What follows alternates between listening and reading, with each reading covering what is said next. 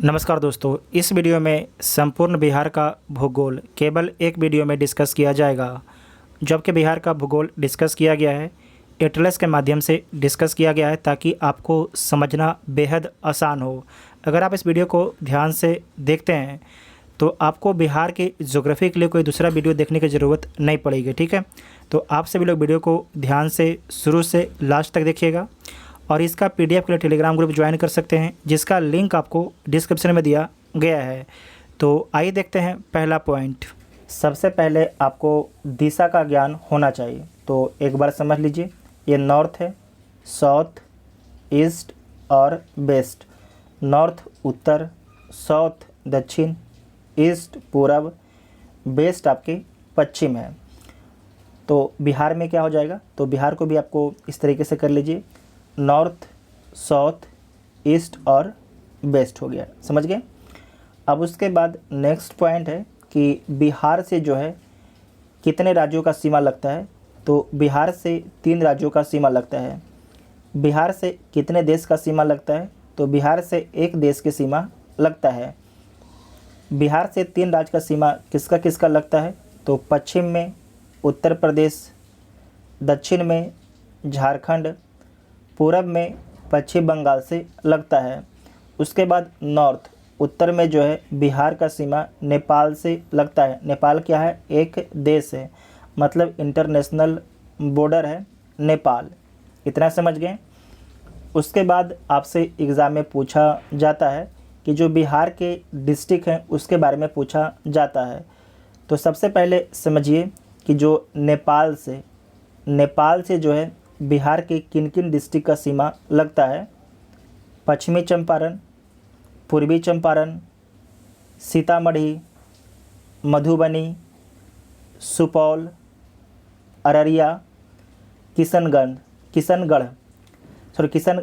ठीक है, किशनगंज।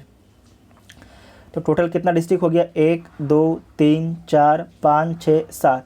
टोटल आपके जो 7 डिस्ट्रिक्ट है जिसकी सीमा नेपाल से लगता है। टोटल 7 डिस्ट्रिक्ट है जिसकी सीमा नेपाल से लगता है। फिर से बोल दीजिए साथ में मेरे, वेस्ट चंपारण, ईस्ट चंपारण, सीतामढ़ी, मधुबनी, सुपौल, अररिया, किशनगंज। इन 7 डिस्ट्रिक्ट के बारे में याद रखना है।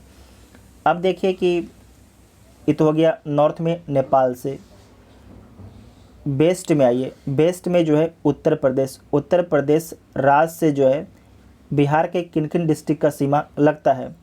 तो पहला कौन हो जाएगा, पश्चिम चंपारण, दूसरा गोपालगंज, तीसरा सिवान, चौथा सारण, पाँचवा भोजपुर, छठा बक्सर, सातवां कैमूर, आठवां रोहतास। तो उत्तर प्रदेश से बिहार के 8 डिस्ट्रिक्ट का सीमा लगता है।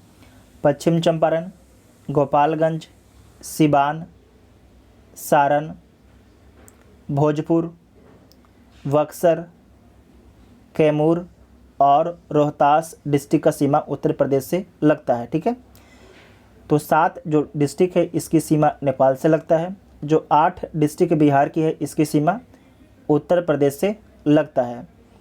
उसके बाद नीचे आइए, झारखंड है। तो झारखंड से बिहार के किन किन डिस्ट्रिक्ट का सीमा लगता है। तो पहला हो जाएगा रोहतास, दूसरा औरंगाबाद, तीसरा गया, चौथा नवादा, पाँचवा जमुई, छठा बांका, सातवां भागलपुर और आठवां कटिहार। तो झारखंड से भी जो है 8 डिस्ट्रिक्ट का सीमा लगता है बिहार का। किसका किसका, रोहतास, औरंगाबाद, गया, नवादा, जमुई, बांका, भागलपुर और कटिहार का सीमा जो है झारखंड से लगता है। उसके बाद है पूरब में पश्चिम बंगाल।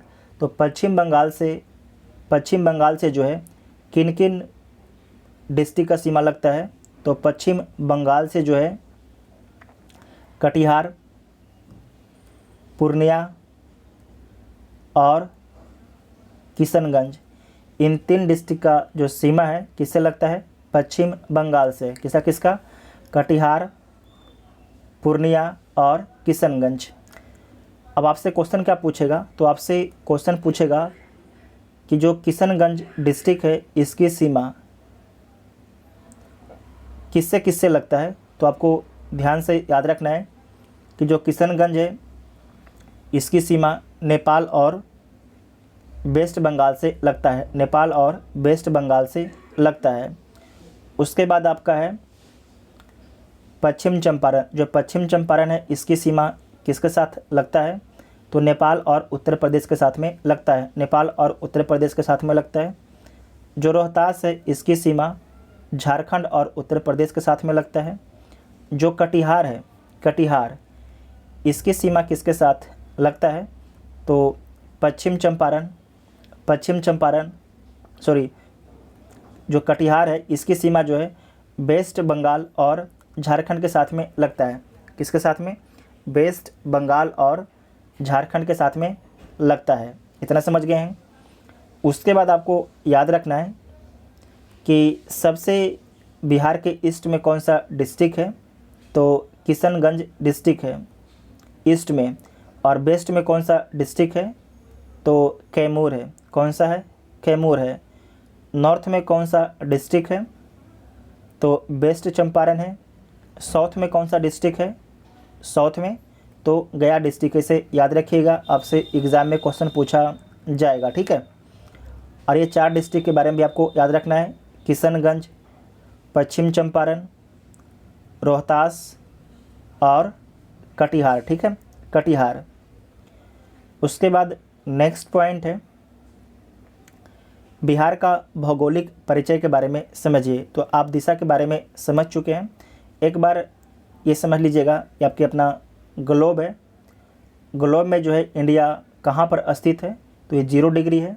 इंडिया आपके यहाँ पर स्थित है। इसका मतलब इंडिया जो है नॉर्थ ईस्ट में स्थित है वर्ल्ड के मैप में। ठीक है, नॉर्थ ईस्ट में स्थित है। उसके बाद नेक्स्ट पॉइंट है कि अक्षांश किसे बोला जाता है? तो जो भी रेखा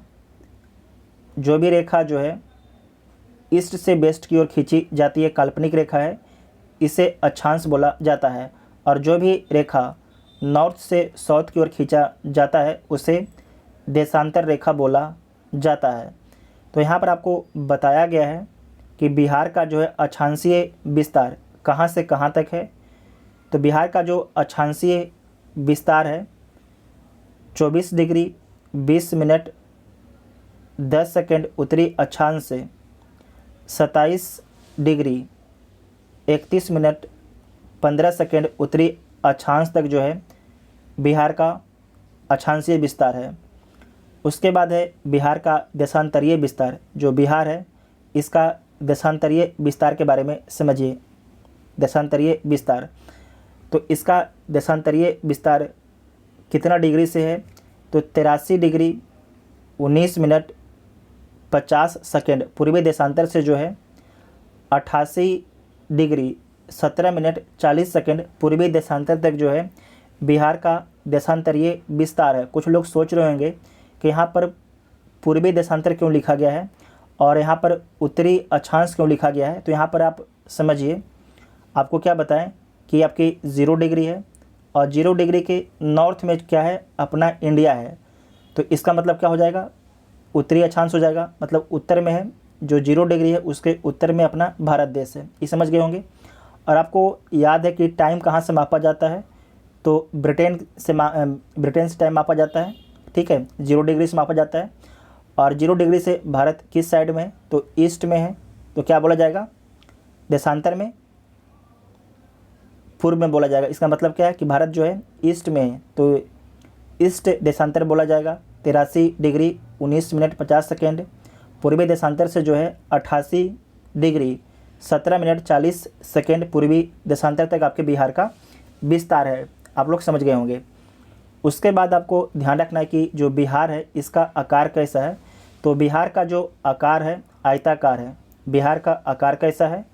तो बिहार का आकार जो है आयताकार है। उसके बाद नेक्स्ट पॉइंट है नाम बिहार है। 22 मार्च 1912 बंगाल से जो है बिहार और उड़ीसा अलग होता है। कब अलग होता है? तो 22 मार्च 1912 को। यहाँ पर आपको याद रखना है कि 22 मार्च को जो है बिहार दिवस मनाया जाता है, बिहार स्थापना दिवस मनाया जाता है। आपको याद रखना है कि जो बिहार का स्थापना तो 22 मार्च को होता है, लेकिन जो बिहार स्थापना, बिहार एक तरीके से जो बिहार बनता है कब बनता है? 22 मार्च को बनता है।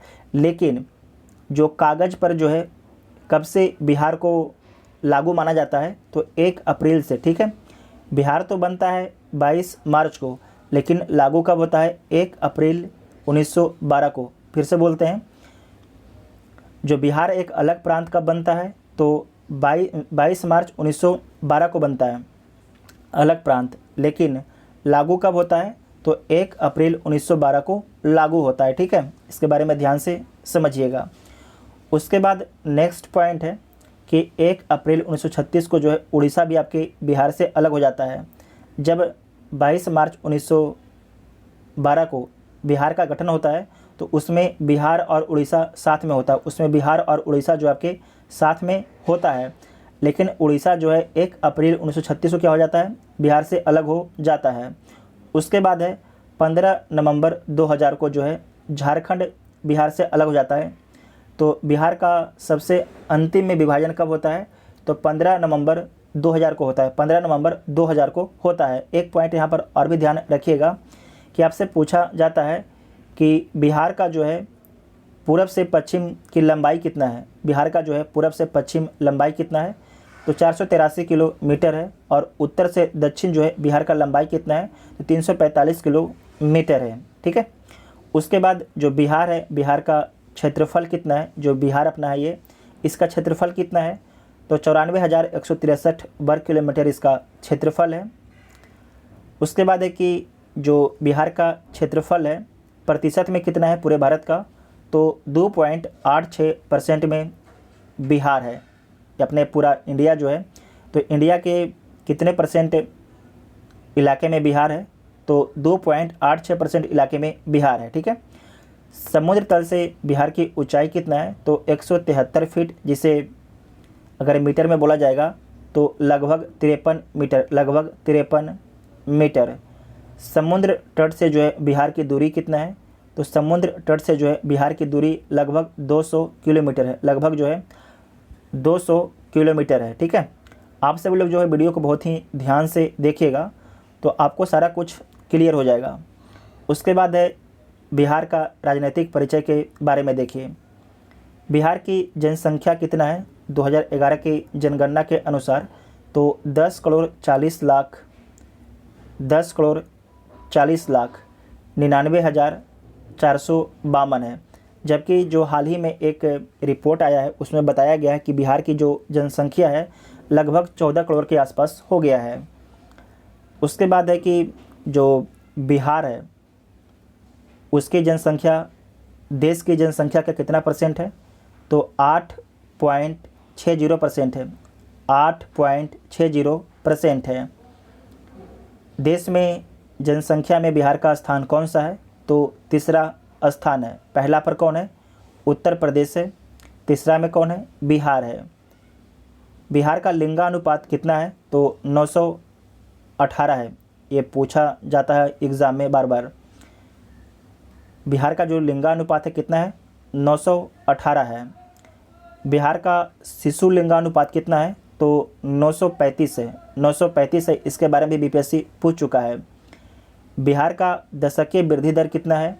तो 25.4% है। बिहार का जो है दशकीय वृद्धि दर कितना है? 25.4% है। बिहार का जनसंख्या घनत्व कितना है?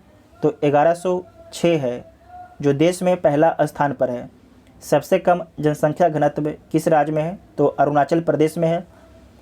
सबसे अधिक जनसंख्या घनत्व किस राज्य में है? तो बिहार राज्य में है, बिहार राज्य में है। उसके बाद नेक्स्ट पॉइंट है कि बिहार में कितने प्रमंडल हैं? तो बिहार में 9 प्रमंडल हैं। कितने प्रमंडल हैं? बिहार में 9 प्रमंडल हैं। बिहार में कितने डिस्ट्रिक्ट हैं? बिहार में 38 डिस्ट्रिक्ट हैं।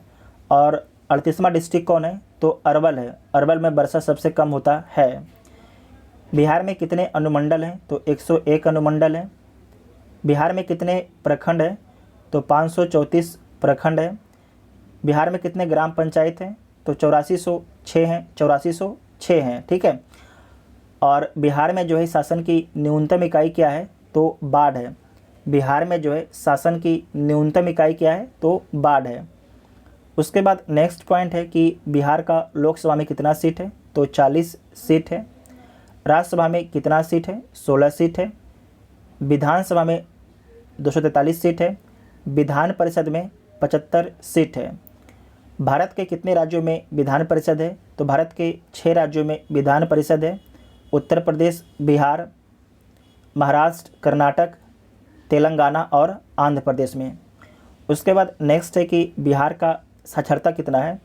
तो बिहार का जो साक्षरता है 61.8% है। 61.8% है। पूरे भारत में सबसे कम कितना है? 61.8% है। पुरुष साक्षरता कितना है? तो 71.2%, 71.2% है। महिला साक्षरता कितना है? तो 51.5% है। 51.5% है। उसके बाद एक पॉइंट ध्यान में रखिएगा कि जो पटना है, पटना का सीमा कितने डिस्ट्रिक्ट से लगता है? तो पटना का सीमा जो है 9 डिस्ट्रिक्ट से लगता है। कौन कौन डिस्ट्रिक्ट से लगता है? पहला आपके सारण है, दूसरा वैशाली, तीसरा समस्तीपुर, चौथा बेगूसराय, पाँचवा लखीसराय, छठा नालंदा, सातवां जहानाबाद, आठवां अरवल और नौवां आपके भोजपुर है। तो इन 9 डिस्ट्रिक्ट का नाम आपको याद रखना है, ठीक है। ये 9 डिस्ट्रिक्ट का नाम आपको याद रखना है। बाकी और भी डिस्ट्रिक्ट का आप लोग मैप में देख लीजिएगा, ठीक है, क्योंकि यहाँ से क्वेश्चन आपसे पूछा जा सकता है। साथ ही आपको ध्यान रखना है कि जनसंख्या के हिसाब से सबसे छोटा डिस्ट्रिक्ट कौन है? तो शेखपुरा है। क्षेत्रफल के अनुसार जो है सबसे छोटा डिस्ट्रिक्ट कौन है? तो शिवहर है। कौन है? शिवहर है। सबसे अधिक जनसंख्या घनत्व कहाँ पर है? तो शिवहर का है। सबसे अधिक आपके जनसंख्या घनत्व किसका है? तो शिवहर का है। सबसे कम प्रति व्यक्ति आय किसका है? तो शिवहर का है। सबसे अधिक प्रति व्यक्ति आय किसका है? तो पटना डिस्ट्रिक्ट का है। किसका है? पटना डिस्ट्रिक्ट का है, ठीक है। इतना आपको ध्यान में रखना है। नेक्स्ट है बिहार का भौगोलिक परिचय के बारे में समझिए। तो पहला है पश्चिम चंपारण के बारे में याद रखना है कि सबसे बड़ा जिला है क्षेत्रफल के अनुसार। इसका क्षेत्रफल कितना है? तो 5228 वर्ग किलोमीटर है। सर्वाधिक एसटी जनसंख्या कहाँ पर रहती है? तो पश्चिम चंपारण में रहती है। जो पश्चिम चंपारण है इसके बारे में याद रखिएगा कि सर्वाधिक जो एसटी जनसंख्या है पश्चिम चंपारण में, और सर्वाधिक जो एसटी जनसंख्या है प्रतिशत में कौन हो जाएगा? तो ये भी आपकी पश्चिम चंपारण ही हो जाएगा। उसके बाद है सबसे छोटा डिस्ट्रिक्ट कौन है? तो शिवहर है। इसका क्षेत्रफल कितना है? तो 443 वर्ग किलोमीटर है। जनसंख्या घनत्व कितना है? तो 1880 है। पूरे भारत में सबसे अधिक जनसंख्या घनत्व किसका है? तो बिहार का है। अब बिहार में किसका है? तो शिवहर का है। शिवहर के बाद जनसंख्या घनत्व किसका है? तो पटना का है। और पटना के बाद आपकी दरभंगा का है। सहरसा में सबसे कम महिला पढ़ी लिखी रहती हैं। तो न्यूनतम महिला साक्षरता किस डिस्ट्रिक्ट का है? सहरसा का है। 41.7% है। सर्वाधिक दशकीय जनसंख्या वृद्धि दर कहाँ पर दर्ज किया गया है? तो मधेपुरा में दर्ज किया गया है। कितना है? 31.01% है। सर्वाधिक वर्षा कहाँ पर होता है? तो किशनगंज में सर्वाधिक वर्षा होता है। और न्यूनतम अनुसूचित जाति कहाँ पर रहती है? तो किशनगंज में रहती है। आपको ध्यान रखना है कि यहाँ पर परसेंटेज के हिसाब से बोला जा रहा है, ठीक है। परसेंटेज के हिसाब से बोला जा रहा है कि सबसे कम परसेंट में जो है अनुसूचित जनजाति कहाँ पर रहती है? तो किशनगंज में रहती है। अगर जनसंख्या के हिसाब से बोला जाएगा तो सबसे कम एससी कहाँ पर रहते हैं? तो शिवहर में रहते हैं। कहाँ पर रहते हैं? शिवहर में रहते हैं। उसके बाद नेक्स्ट पॉइंट है कि सबसे कम साक्षरता कहाँ पर है? तो पूर्णिया में जो है सबसे कम साक्षरता है। पूर्णिया में जो है सबसे कम साक्षरता है। न्यूनतम पुरुष साक्षरता कहाँ पर है, तो ये भी आपके पूर्णिया में है। पूर्णिया के बारे में दो चीज़ याद रखना है कि सबसे कम पढ़े लिखे लोग कहाँ पर हैं, तो पूर्णिया में है, और सबसे कम पुरुष में पढ़े लिखे लोग कहाँ पर हैं, तो पूर्णिया में है। सबसे कम पढ़ी लिखी महिला कहाँ पर है, तो सहरसा में। कहाँ पर है, सहरसा में है। और सबसे कम पढ़े लिखे पुरुष कहाँ पर हैं, तो पूर्णिया में है। और सबसे कम बिहार का जो साक्षरता कहाँ पर है, तो ये भी आपकी पूर्णिया का है, ठीक है। उसके बाद है न्यूनतम लिंगानुपात। सबसे कम लिंगानुपात किसका है, तो मुंगेर का है। कितना है, 876 है। मुंगेर के बाद आपकी भागलपुर कितना है, 880 है। भागलपुर के बाद जो है खगड़िया का कितना है, 886 है, 886 है। उसके बाद है सबसे कम जनसंख्या कहाँ का है, तो शेखपुरा का है। शेखपुरा के बाद शिवहर है, और शिवहर के बाद आपके अरवल है, ठीक है। सर्वाधिक जनसंख्या कहाँ पर रहती है, तो पटना में रहती है। सर्वाधिक जनसंख्या कहाँ पर रहती है, पटना में रहती है। सेकेंड में कौन है, तो पूर्वी चंपारण है। तीसरा में कौन है, मुजफ्फरपुर है।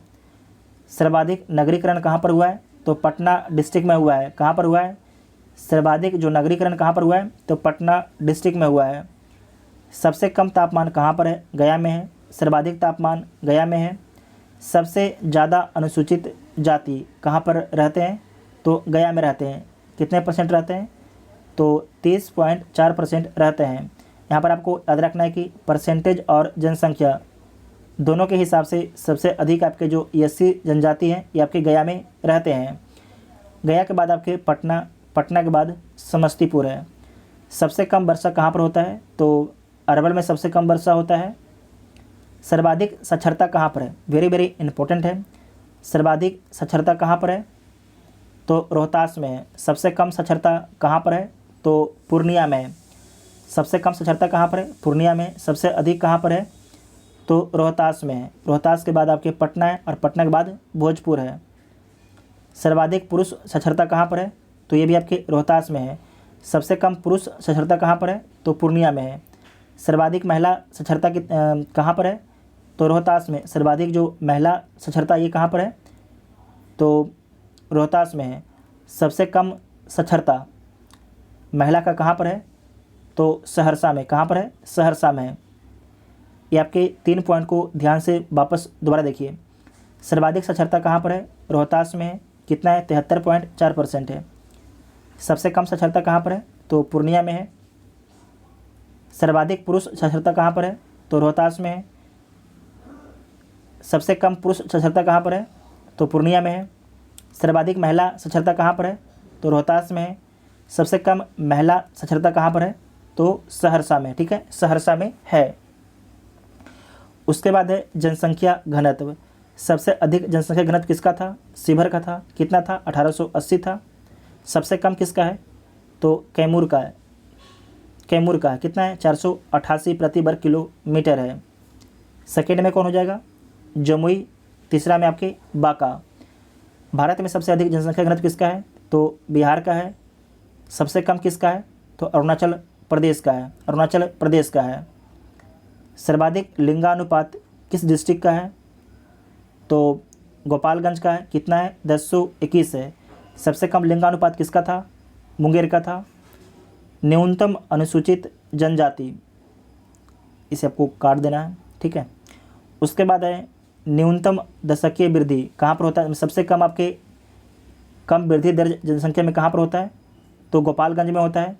जबकि सबसे अधिक जनसंख्या में वृद्धि कहाँ पर होता है, तो मधेपुरा में। कितना होता है, 31.01% होता है। जो सर्वाधिक जो लिंगानुपात है ये कहाँ पर है, तो गोपालगंज है। गोपालगंज के बाद आपके सिवान है, और सिवान के बाद आपके सारण है, ठीक है। इतना आपको ध्यान में रखना है। ये सारे पॉइंट आप समझ गए होंगे। उसके बाद नेक्स्ट पॉइंट है बिहार का भौगोलिक विभाजन। बिहार का भौगोलिक विभाजन कश्मीर एवं काठमांडू की पहाड़ियाँ यहाँ पर बनाया गया है। यहाँ पर समझिए कि बिहार के भौगोलिक विभाजन में उत्तर पर्वतीय भाग, जो उत्तर पर्वतीय भाग है ये किसका भाग है, तो शिवालिक हिमालय का भाग है। शिवालिक जो हिमालय श्रेणी है उसी का भाग है। और आपको याद रखना है कि जो शिवालिक हिमालय श्रेणी है, इसका कुल क्षेत्रफल बिहार में कितना है? तो 932 किलोमीटर। कितना है? 932 किलोमीटर है। उसके बाद आपको ध्यान रखना है कि रामनगर दून जो है इसकी लंबाई कितना है? तो 32 किलोमीटर है। और चौड़ाई कितना है? तो 6 से 8 किलोमीटर है। उसके बाद है दून घाटी। जो दून घाटी है रामनगर दून और सोमेश्वर श्रेणी के बीच में स्थित है। ये जो आपके है ये क्या है? दून घाटी है। जो दून घाटी है इसके बारे में याद रखना है कि ऊपर में क्या है? ऊपर में आपके रामनगर दून है और नीचे में आपकी सोमेश्वर घाटी है, उसके बीच में स्थित है दून घाटी। ठीक है, दून घाटी। नेक्स्ट पॉइंट है कि सोमेश्वर पहाड़ी। ये नीचे वाला आपकी सोमेश्वर पहाड़ी है। जो सोमेश्वर पहाड़ी से ही त्रिवेणी नहर निकलती है। और जो सोमेश्वर श्रेणी है इसकी सर्वोच्च चोटी कितना मीटर ऊंची है? तो 874 मीटर ऊंची है। तो आपसे पूछा जा सकता है कि जो सोमेश्वर पहाड़ी है इसकी सर्वोच्च चोटी कितने मीटर की है? तो 874 मीटर की है। यहाँ पर आप दोबारा ध्यान से समझिएगा। ऊपर वाला रामनगर दून हो जाएगा, बीच वाला क्या हो जाएगा? दून घाटी है। और जो नीचे वाला है ये आपकी सोमेश्वर की पहाड़ी है, सोमेश्वर की पहाड़ी है। ठीक है। उसके बाद नेक्स्ट पॉइंट है कि यहाँ पर देखिए गंगा नदी है, ये आपकी गंगा नदी है। तो जो गंगा नदी है बिहार को दो भागों में बांटती है। बिहार को दो भागों में बांटती है, उत्तरी गंगा का मैदान, दक्षिणी गंगा का मैदान। इसे बोल सकते हैं तो उत्तर बिहार और दक्षिणी बिहार भी बोला जा सकता है। ठीक है, नहीं तो उत्तरी गंगा का मैदान, दक्षिणी गंगा का मैदान बोल सकते हैं। क्योंकि आपको याद रखना है कि आपके जो ये बिहार है, ये बिहार का जो निर्माण हुआ है किससे हुआ है? तो नदी के द्वारा जो निक्षेप लाया गया था, उस निक्षेप के द्वारा ही जो बिहार का मैदान है उसका निर्माण हुआ है। ठीक है, इतना ध्यान में रखिएगा। उसके बाद है मैदानी भाग के बारे में समझिए। ये तो समझ गए आप, पहाड़ी जो पर्वतीय भाग है बिहार का उसके बारे में समझ गए, उत्तर पर्वतीय भाग के बारे में। अब समझिए मैदानी भाग के बारे में। तो मध्य गंगा का मैदान जो है, तो जो आपके बिहार का मैदानी भाग है वो कितने % इलाके में? तो 95% इलाके में आपकी बिहार का आपके मैदानी भाग स्थित है। इसका जो विभाजन है उत्तर का मैदान दक्षिण का मैदान में हुआ है। जो आपके मध्य गंगा का मैदान है ये कितना है? 95% इलाके में है। जो मैदानी भाग है बिहार का, इसे दो भागों में बांटा गया है, उत्तरी बिहार का मैदान, दक्षिणी बिहार का मैदान। दक्षिण गंगा के मैदान का औसत ढाल जो है दक्षिण से उत्तर है। यहाँ पर ध्यान से देखिएगा, दक्षिण गंगा के मैदान का औसत ढाल जो है क्या है? दक्षिण से उत्तर है। तब तो जैसे कि यहाँ पर सोन नदी है, सोन नदी निकलती है अमरकंटक से और जाके पटना के पास में आपके जो है गंगा नदी में मिल जाती है। पुनपुन नदी ये भी आपके फतुआ के पास में जाके गंगा में मिल जाती है। ठीक है, और जो पुनपुन की एक सहायक नदी है फल्गु नदी। ठीक है, फल्गु नदी है। उसके बाद नोट में लिखा गया है कि गंगा के मैदानी भाग की ढाल जो है प्रति किलोमीटर 6 सेंटीमीटर है। याद भी ना रहे तो कोई दिक्कत ना है, बस खाली ये सब आपको समझ में आना चाहिए। उसके बाद नेक्स्ट पॉइंट है कि दक्षिणी पठारी क्षेत्र जो है खनिज की अधिकता के लिए प्रसिद्ध है। जैसे कि जो रोहतास है, रोहतास में पायराइट्स पाया जाता है। जो रोहतास है वहाँ पर आपकी पायराइट्स पाया जाता है।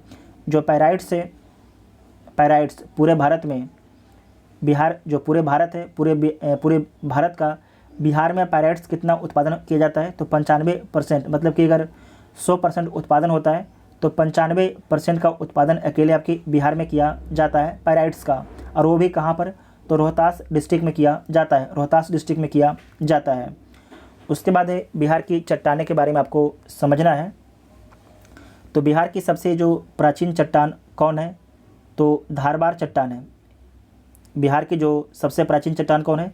तो धारबार चट्टान है। इसका निर्माण कब होता है? तो प्री कैम्ब्रियन काल में इसका निर्माण होता है। और आपको याद रखना है कि जीवाश्म रहित है। इसमें कोबाल्ट, मैग्नीज, अबरख, क्रोमियम की आपकी निक्षेप पाया जाता है, क्रोमियम के निक्षेप पाया जाता है। जो धारबार चट्टान है दक्षिण पूर्व बिहार, मुंगेर, जमुई, नवादा डिस्ट्रिक्ट में इसका विस्तार है। और यहाँ पर कौन सा खनिज पाया जाता है, तो हम देख चुके हैं अबरक, कोबाल्ट, मैग्नीज, क्रोमियम का निक्षेप है। साथ ही आपको याद रखना है सोना का भी आपके निक्षेप है। यहाँ पर आप समझिए, ये जो जहाँ पर हम मार्क किए हैं ये क्या है, धारबार क्रम की चट्टानें पाई जाती है। इस इलाके में जो है धारबार क्रम की चट्टानें पाई जाती है। यहाँ पर देखिए जो शेखपुरा का जो पहाड़ है ये भी आपके धारबार क्रम की चट्टानें हैं। जो राजगीर का पहाड़ है वो भी आपके धारबार क्रम की चट्टानें हैं। जो खड़गपुर का पहाड़ है ये भी आपके धारबार क्रम की चट्टानें, इतना आपको याद में रखना है।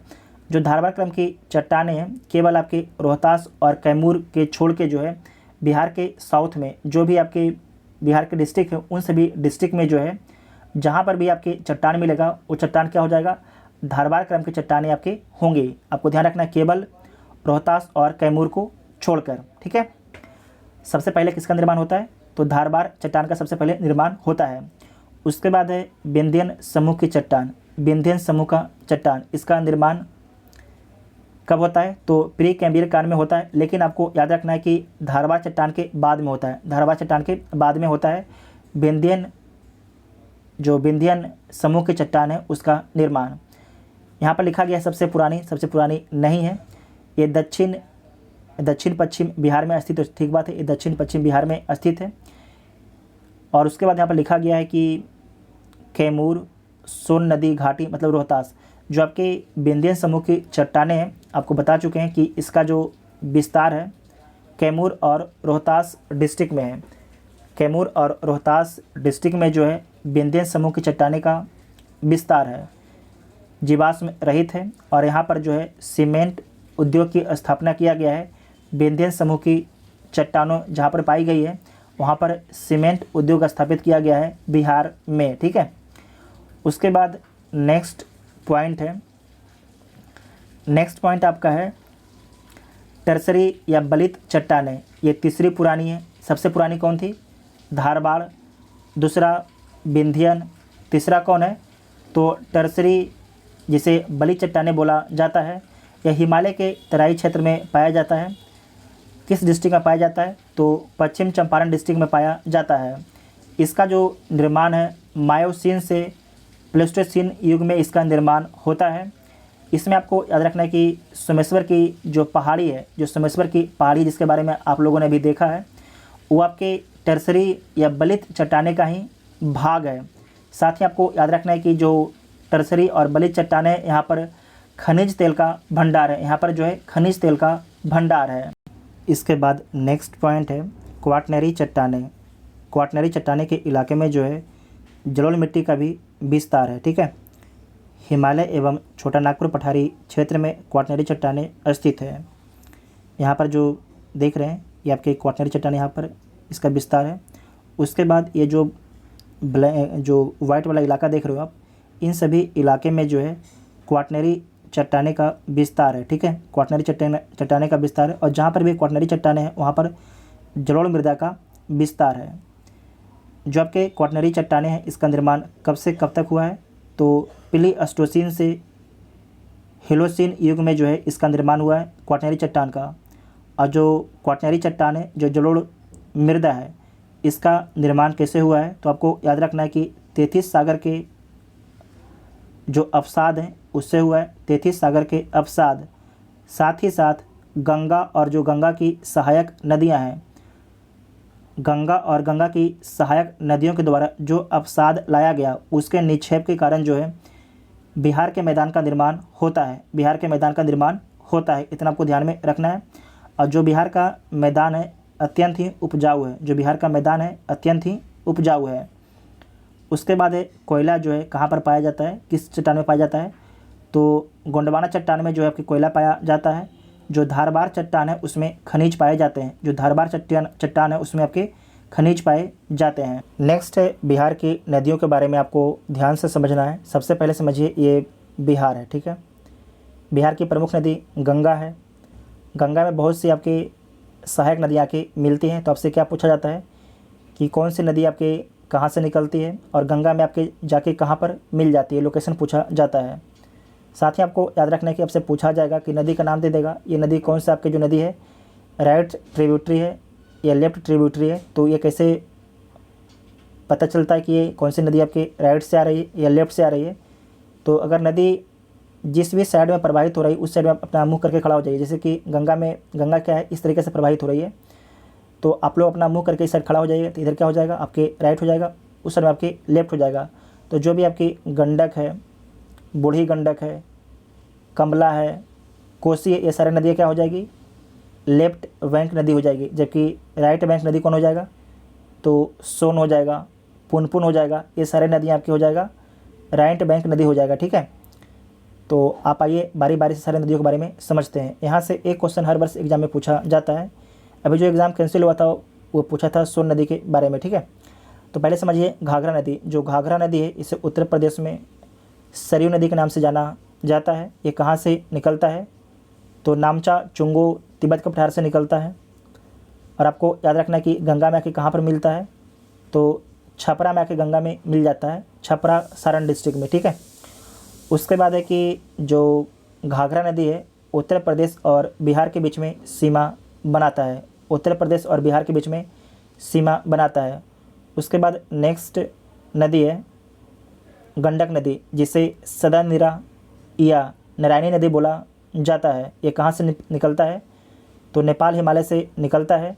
और आपको याद रखना है कि जो वैशाली है, वैशाली के पहलेजा घाट पर आके गंगा से मिल जाता है। ठीक है, और आपको याद रखना है उत्तर प्रदेश और बिहार के बीच में सीमा बनाता है कौन नदी, गंडक नदी। ठीक है, यहाँ पर देखिए लिखा गया है हाजीपुर के निकट गंगा में मिलती है कौन नदी, तो गंडक नदी। कहाँ पर मिलती है, पहलेजा घाट में। पहलेजा घाट किस डिस्ट्रिक्ट में है, तो वैशाली डिस्ट्रिक्ट में है। उसके बाद नेक्स्ट नदी है बूढ़ी गंडक। बूढ़ी गंडक, बूढ़ी गंडक के बारे में आपको याद रखना है कि कहाँ से निकलती है, तो चौतरवा और बिशंभरपुर पश्चिम चंपारण से निकलती है। जो बूढ़ी गंडक है चौतरवा और बिशंभरपुर पश्चिम चंपारण से निकलती है। ये गंगा में आके कहाँ पर मिलती है, तो खगड़िया डिस्ट्रिक्ट में आके जो है गंगा में मिल जाती है। खगड़िया डिस्ट्रिक्ट में आके जो है गंगा में मिल जाती है। और इसकी लंबाई कितना है, 320 किलोमीटर है, 320 किलोमीटर इसकी लंबाई है। और साथ ही आपको याद रखना है कि उत्तर बिहार में सबसे तीव्र प्रवाहित होने वाली नदी कौन है, तो बूढ़ी गंडक है। उत्तर बिहार में जो है सबसे तीव्र प्रवाहित होने वाली नदी कौन सा है, तो बूढ़ी गंडक। नेक्स्ट है बागमती नदी। जो बागमती नदी कहाँ से निकलती है, तो ये भी नेपाल हिमालय से निकलती है। किसकी सहायक नदी है, तो कोसी की सहायक नदी है। कोसी की आपकी सहायक नदी है। और कहाँ पर जाकर कोसी में मिलती है, तो बदला घाट में जाके आपकी कोसी में मिल जाती है। जो कमला नदी है ये भी नेपाल से निकलती है और कोसी नदी में जाकर आपकी मिल जाती है बदला घाट पर। ठीक है, तो आपको याद रखना है कि जो बागमती और कमला नदी है ये दोनों नदी आपके जाके कोसी में मिल जाती है। कोसी नदी कहाँ से निकलती है, तो ये भी आपके नेपाल एवं तिब्बत से निकलती है। और कहाँ पर जाके गंगा में मिल जाती है, तो कुर्सेला घाट पर जो है, कुर्सेला घाट खगड़िया में आपके जो है गंगा नदी में जाके मिल जाती है कौन, कोसी नदी। ठीक है, कोसी नदी। उसके बाद आपको याद रखना है कि जो कोसी नदी है ये बिहार में कहाँ से प्रवेश करती है, तो बिहार में जो है सुपौल डिस्ट्रिक्ट से प्रवेश करती है। बिहार में कहाँ से प्रवेश करती है, तो बिहार में जो है सुपौल डिस्ट्रिक्ट से प्रवेश करती है। एक बार आप लोग चेक कीजिएगा कि जो कुर्सेला घाट है ये आपके कटिहार में है या खगड़िया में है। जो विभास पैनोरमा है तो आपके खगड़िया दिया है, तो आप लोग एक बार चेक भी कर लीजिएगा। उसके बाद है महानंदा नदी। ये कहाँ से निकलती है, दार्जिलिंग से निकलती है। और आपको याद रखना है इसका संगम कहाँ पर होता है गंगा नदी में, तो बांग्लादेश में इसका संगम होता है गंगा नदी में। और बिहार में किस डिस्ट्रिक्ट से प्रवेश करती है, तो बिहार में जो है किशनगंज डिस्ट्रिक्ट से प्रवेश करती है। किशनगंज डिस्ट्रिक्ट से प्रवेश करती है। तो बिहार की सारी आपकी उत्तरी नदियाँ थी, उत्तरी जो उत्तर दिशा की कौन कौन सी नदियाँ थी आपकी बिहार की, तो पहला थी आपकी घाघरा, दूसरा गंडक, तीसरा बूढ़ी गंडक, चौथा बागमती, चौथा पाँचवा कमला, छठा कोसी, सातवां आपकी महानंदा। इस सातों नदियों के बारे में आपको याद रखना है। ठीक है, उसके बाद नेक्स्ट बिहार की साउथ की नदियों के बारे में देखिए। तो सबसे पहले देखिए करमनासा नदी के बारे में। करमनासा नदी के बारे में आपको याद रखना है कि कैमूर पर्वत से निकलती है और गंगा में जाके कहाँ पर मिलती है, तो चौसा बक्सर में जो है गंगा नदी में जाके मिल जाती है। चौसा बक्सर में जो है गंगा नदी में जाके मिल जाती है कर्मनासा नदी। जो कर्मनासा नदी है इसे अपवित्र नदी माना जाता है। और आपको याद रखना है कि उत्तर प्रदेश और बिहार के बीच में सीमा बनाती है कौन? कर्मनासा नदी। उसके बाद सोन नदी के बारे में याद रखिएगा, ये मध्य प्रदेश के मैकाल पर्वत के अमरकंटक श्रेणी से निकलती है। ये गंगा में कहाँ पर मिलती है? तो पटना के पास में आपके गंगा में मिल जाती है। इसके बारे में बीपीएससी पूछ भी चुका है। और आपको याद रखना है कि बिहार में जो है किस डिस्ट्रिक्ट में प्रवेश करती है? तो बिहार में आपके रोहतास डिस्ट्रिक्ट में प्रवेश करती है सोन नदी। उसके बाद है पुनपुन नदी, कहाँ से निकलती है? तो छोटा नागपुर पठार पलामू झारखंड से निकलती है। और आपके याद रखना है कि गंगा नदी में कहाँ पर मिलती है? तो फतुआ के पास में मिलती है। इसके बारे में भी बीपीएससी पूछ चुका है, ठीक है। साथ ही आपको याद रखना है कि जो ये फल्गु नदी है, फल्गु नदी किसकी सहायक नदी है? तो पुनपुन की सहायक नदी है। जो फल्गु नदी है कहाँ से निकलता है?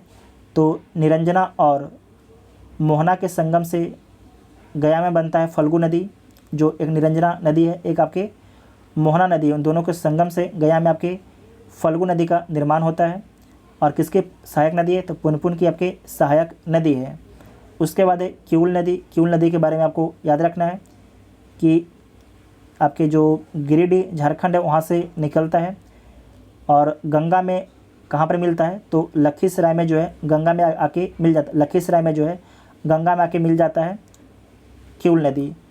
उसके बाद है जो अजय नदी है, ये आपके देवघर झारखंड से निकलता है और गंगा में जाके कहाँ पर मिलता है? तो इसमें आपको याद रखना, इसका जो संगम है ये गंगा में नहीं होता है। जो अजय नदी है इसका संगम गंगा में नहीं होता है। तो इसका संगम कहाँ पर होता है? तो भागीरथी नदी में होता है। कहाँ पर होता है? पश्चिम बंगाल में होता है। नोट कीजिएगा, जो आपके अजय नदी है ये कहाँ से निकलता है? तो देवघर झारखंड से निकलता है। लेकिन इसका संगम कहाँ पर होता है? तो भागीरथी नदी में होता है, पश्चिम बंगाल में होता है। पश्चिम बंगाल में होता है, ठीक है। उसके बाद है गंगा नदी के बारे में देखिए। जो गंगा नदी है कहाँ से निकलती है? तो गंगोत्री के गोमुख से निकलती है। कहाँ पर स्थित है? तो उत्तराखंड में स्थित है आपके गोमुख। साथ ही आपको याद रखना है कि जो गंगा नदी है मैदान में कहाँ प्रवेश करती है? तो हरिद्वार के बाद जो है गंगा नदी आपके मैदान में प्रवेश करती है। जो गंगा नदी अपनी पानी कहाँ पर गिराती है? तो बंगाल की खाड़ी में अपना पानी गिराती है। बिहार में जो है गंगा नदी किस डिस्ट्रिक्ट में प्रवेश करती है? तो बक्सर डिस्ट्रिक्ट में आपकी गंगा नदी प्रवेश करती है। और गंगा नदी जो बिहार से बाहर किस डिस्ट्रिक्ट से निकलती है? तो कटिहार डिस्ट्रिक्ट से आपके बाहर निकलती है। बिहार में इसकी लंबाई कितना है? तो 445 किलोमीटर है। और आपको याद रखना है कि जो गंगा नदी है, गंगा नदी के किनारे कितने डिस्ट्रिक्ट स्थित हैं? तो 12 डिस्ट्रिक्ट स्थित हैं। इसके बारे में आप लोग ध्यान से याद रखिएगा, ये एग्ज़ाम में आपसे पूछा जा सकता है। कौन कौन डिस्ट्रिक्ट है? तो बक्सर, भोजपुर, सारण, पटना, वैशाली, समस्तीपुर, बेगूसराय, लखीसराय, खगड़िया, मुंगेर, भागलपुर और कटिहार। इन सभी डिस्ट्रिक्ट से जो है गंगा नदी प्रवाहित होती है। गंगा नदी आपके प्रवाहित होती है। बिहार की नदी घाटी परियोजनाएं के बारे में समझिए। सिंचित भूमि बिहार में कितना है? तो 43.6 लाख हेक्टेयर है। सबसे ज़्यादा सिंचित डिस्ट्रिक्ट कौन है? तो अरवल है। यहाँ पर 86.8% जो अरवल का इलाका है आपके सिंचित है। लेकिन हमने कहीं पर भोजपुर पढ़ा है, तो इसके बारे में हम कन्फर्म रूप से आपको टेलीग्राम ग्रुप पर बताएंगे। तो जो भी टेलीग्राम ग्रुप ज्वाइन है, टेलीग्राम ग्रुप ज्वाइन कर सकते हैं। उसके बाद है कि गंडक नदी घाटी परियोजना से कौन कौन सी नहर निकलती है? जो गंडक नदी घाटी परियोजना है उससे आपके त्रिवेणी नहर, सारण नहर, तिरहुत नहर और त्यूर नहर निकलती है। इसे नोट कीजिएगा, वेरी वेरी इंपॉर्टेंट पॉइंट है। उसके बाद है कोसी नदी घाटी जो परियोजना है, इससे कौन कौन सी नहर निकलती है?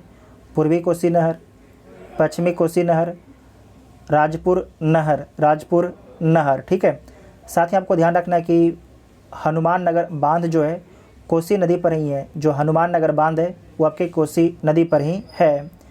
उसके बाद नेक्स्ट पॉइंट है सोन नदी घाटी परियोजना। इससे कौन कौन सी नदी निकलती है? तो पूर्वी सोन नहर और पश्चिमी सोन नहर निकलती है। नोट में लिखा गया है कि बिहार की पहली नदी जोड़ो योजना कोसी मेची नदी जोड़ो योजना है। बिहार में सबसे ज़्यादा सिंचाई नहरों द्वारा की जाती है। बिहार में सबसे अधिक जो सिंचाई है किससे होता है, तो नहर से बिहार में सबसे अधिक आपकी सिंचाई होता है। उसके बाद नेक्स्ट है बिहार की जलप्रपात एवं झील के बारे में समझिए। यहाँ पर आपको ध्यान से पढ़ना है नोट में कि कांवर झील के पास जो है शोध कार्य के लिए क्या है, बर्ड बेडिंग स्टेशन है। कांवर झील के पास जो है शोध कार्य के लिए जो है बर्ड बेडिंग स्टेशन स्थापित की गई है, जबकि भागलपुर में जो है बर्ड रिंगिंग स्टेशन की स्थापना की गई है। तो आपसे पूछा जाएगा कि जो बर्ड रिंगिंग स्टेशन है कहाँ पर है, तो भागलपुर में है, और बर्ड बेडिंग जो स्टेशन है ये कहाँ पर है, तो कांवर झील के पास बेगूसराय में स्थित है। उसके बाद नेक्स्ट है कुशेश्वर झील, ये कहाँ पर स्थित है, दरभंगा डिस्ट्रिक्ट में स्थित है। कुशेश्वर स्थान झील जिसका क्षेत्रफल कितना है, तो 20 से 100 वर्ग किलोमीटर है, और इसका निर्माण जो है कमला और करेह नदियों द्वारा एकत्रित जल के द्वारा होता है। कुशेश्वर स्थान झील का निर्माण मछली उत्पादन का प्रमुख केंद्र है। 1972 में जो है इस झील को पक्षी अभयारण्य घोषित किया गया है। जो आपके कुशेश्वर स्थान झील है इसे पक्षी अभयारण्य कब घोषित किया गया है, तो 1972 में घोषित किया गया है। नेक्स्ट है गोकुल झील। जो गोकुल झील है ये किस डिस्ट्रिक्ट में स्थित है, तो सहरसा डिस्ट्रिक्ट में स्थित है, जिसे सिमरी बख्तियारपुर झील भी बोला जाता है। इसका निर्माण जो है कजमुनिया, सरदिया, कुमुबी, गोबरा आदि झीलों के मिलने से होता है। ये याद रखने की कोई ज़रूरत आपको नहीं है, आपको इतना ही याद रखना है कि गोकुल झील कहाँ पर है, तो सहरसा में है। सिमरी बख्तियारपुर झील कहाँ पर है, तो सहरसा में, ठीक है। और जो आपकी सिमरी बख्तियारपुर झील है इसके बारे में याद रखिएगा कि घोड़े की नाल जैसी इसकी आकृति है, घोड़े की नाल जैसी इसकी आकृति है। उसके बाद है कटिहार। कटिहार में कौन सा झील है, गोगा झील, जिसे गोगा बिल भी बोला जाता है। जो गोगा झील है इसे गोगा भील झील भी बोला जाता है। इसका क्षेत्रफल जो है 5 वर्ग किलोमीटर में है। किस क्षेत्र में है, तो मनिहारी क्षेत्र में स्थित है, और इस झील के आसपास जो है कई छोटी छोटी आपकी झीलें स्थित हैं गोगा बिल झील के पास में। साथ ही आपको याद रखना है कि कैस्पियन सागर एवं साइबेरियन पक्षी का प्रवास कहाँ पर होता है, तो गोगा बिल झील में होता है। उसके बाद है कांवर झील के बारे में आपको याद रखना है कि इसका क्षेत्रफल कितना है, तो 16 वर्ग किलोमीटर है। और जो कांवर झील है इसके बारे में याद रखिएगा कि गंडक नदी के विसर्पण के बाद जो है कांवर झील का निर्माण होता है। विसर्पण क्या होता है, जैसे कि कोई नदी इस तरीके से प्रवाहित हो रही है, लेकिन ये नदी अब क्या होगी कि अब इस तरीके से सीधे जाने लगी। जो यहाँ पर ये इलाका था, जो नदी था उससे दूर चला गया, तो इसे क्या बोला जाएगा, इसे झील बोला जाएगा, इसे झील बोला जाएगा। तो एक ऐसा झील हो जाएगा, तो आपको याद रखना है ये विसर्पण झील हो जाएगा, विसर्पण झील हो जाएगा। नदियों के विसर्पण से ये झील का निर्माण हुआ है। तो जो कांवर झील है वो कैसा झील है, ये विसर्पण झील है। और आपको याद रखना है कि एशिया की सबसे बड़ी गोकुल झील है, इसे गोकुल झील भी बोला जाता है। और आपको याद रखना है कि बिहार का एकमात्र जो झील है, ये एकमात्र जो स्थल है जिसे रामसर साइट में शामिल किया गया है। तो आपको याद रखना है, इस वर्ष बीपीएससी पूछा भी था कि बिहार का कौन सा एक झील है जिसे रामसर साइट में शामिल किया गया है, तो कांवर झील को, कांवर झील को। उसके बाद आपको याद रखना है कि भागलपुर में एक झील है जगतपुर झील। तो आपसे पूछा जा सकता है कि जगतपुर झील जो है किस डिस्ट्रिक्ट में स्थित है, तो जगतपुर डिस्ट्रिक्ट में स्थित है। उसके बाद है ककोलत झरना। जो ककोलत झरना है जलप्रपात है, इसकी ऊंचाई कितना है, तो 47 से 49 मीटर है। किस डिस्ट्रिक्ट में स्थित है, तो नवादा डिस्ट्रिक्ट में स्थित है। और आपको याद रखना है कि नदी कोडरमा पठार से उतरने वाली धारा जो आपके ककोलत जलप्रपात है, ये 7 जलधारा के मिलने से जो है ककोलत जलप्रपात का निर्माण होता है। इतना आपको ध्यान में रखना है। नेक्स्ट है ओखारीन कुंड। ये कहाँ पर स्थित है, तो रोहतास डिस्ट्रिक्ट में स्थित है। इसकी ऊंचाई 90 मीटर है और कौन सी नदी पर है, तो गोपथ नदी पर है। ये क्या है, तो आपको याद रखना है ये जलप्रपात है। क्या है, ओखारीन कुंड क्या है, जलप्रपात है। उसके बाद है सुखलदरी जलप्रपात, किस नदी पर है, तो कन्हर नदी पर है। दुर्गावती जलप्रपात दुर्गावती नदी पर है। इसकी ऊंचाई 80 मीटर है। धुआं कुंड, ये भी जलप्रपात है, इसकी ऊंचाई 30 मीटर है। कौन सी नदी पर है? तो काब और धोबा नदी पर है। सुवारीदाह किस नदी पर है? असाने नदी पर है। उसके बाद राकिम कुंड, ये आपके गाय घाट नदी पर स्थित है। उसके बाद याद रखना है कि अनुपम झील जो है किस डिस्ट्रिक्ट में स्थित है? तो कैमूर डिस्ट्रिक्ट में जो है अनुपम झील स्थित है। भोजपुर डिस्ट्रिक्ट में कौन सा जलकुंड स्थित है? तो झारखंड जलकुंड स्थित है। कौन सी नदी पर है? तो फुलवरिया नदी पर स्थित है, फुलवरिया नदी पर स्थित है। नेक्स्ट है बिहार की मिट्टियाँ के बारे में समझिए। तो सबसे पहले यहाँ पर ध्यान से समझिएगा, ये आपके है पिडमॉन्ट स्वयं मृदा। पिडमॉन्ट स्वयं मृदा, इसका विस्तार जो है पश्चिमी चंपारण डिस्ट्रिक्ट में हुआ है, जिसे पर्वतीय मिट्टी भी बोला जाता है। ये आपके उत्तर पश्चिम भाग में स्थित है, बिहार के जो है उत्तर पश्चिम भाग में स्थित है। और आपको याद रखना है कि जो ये पश्चिमी चंपारण का इलाका है, इसी इलाके में जो है सोमेश्वर पहाड़ी क्षेत्र भी स्थित है, सोमेश्वर पहाड़ी क्षेत्र भी स्थित है। तो आपसे कभी कभी पूछा जाएगा कि जो सोमेश्वर पहाड़ी क्षेत्र है, जो सोमेश्वर पहाड़ी क्षेत्र है वो आपके स्थित है, तो उत्तर पश्चिम बिहार के उत्तर पश्चिम भाग में स्थित है सोमेश्वर पहाड़ी। और आपको याद रखना है कि यहाँ पर जो है हिमालयन मिट्टी का विस्तार है। जो मिट्टी यहाँ पर है कंकरीले पथरीले मिट्टी है और कम उपजाऊ मिट्टी है। और इस क्षेत्र को जो है भाबर क्षेत्र बोला जाता है, इस क्षेत्र को जो है भाबर क्षेत्र बोला जाता है। जो भाबर क्षेत्र होता है उसके बारे में आप लोग कमेंट बॉक्स में बताइएगा। जो भाबर क्षेत्र होता है उसके बारे में आप सभी लोग कमेंट बॉक्स में लिखिएगा जो कुछ आप लोग जानते हैं भाबर क्षेत्र के बारे में। उसके बाद नेक्स्ट है तराई मिट्टी, ये आपकी तराई मिट्टी है, ठीक है, ये आपकी तराई मिट्टी है। तराई मिट्टी के बारे में समझिएगा कि उत्तर नेपाल के सीमावर्ती क्षेत्र चंपारण से किशनगंज तक जो है तराई मिट्टी का विस्तार है। तराई मिट्टी का विस्तार जो है चंपारण से किशनगंज तक है। और जो तराई मिट्टी है यहाँ पर धान, जूट, गन्ने इत्यादि की खेती की जाती है। और आपको याद रखना कि जो तराई मिट्टी है शिवालिक पर्वत के पर्वतीय भाग है, शिवालिक पर्वत के पर्वतीय भाग है। और आपको याद रखना है कि जो तराई मिट्टी है कैसी मिट्टी है? तो अम्लीय मृदा है। तराई मिट्टी कैसा है? तो अम्लीय मृदा है, ठीक है। उसके बाद नेक्स्ट पॉइंट है कि बिहार की पर्वतीय भाग की लंबाई कितना है? 332 किलोमीटर है। इसके बारे में पहले ही हम लोगों ने देख लिया है। उसके बाद नेक्स्ट पॉइंट है खादर मिट्टी। खादर मिट्टी को जो है, जो खादर मिट्टी होता है उसे नवीन जलोढ़ मिट्टी भी बोला जाता है। ये सबसे उपजाऊ मिट्टी होता है। यहाँ पर धान, गेहूँ, मक्का, दलहन, जूट जिसे पटसन बोला जाता है उसका उत्पादन किया जाता है।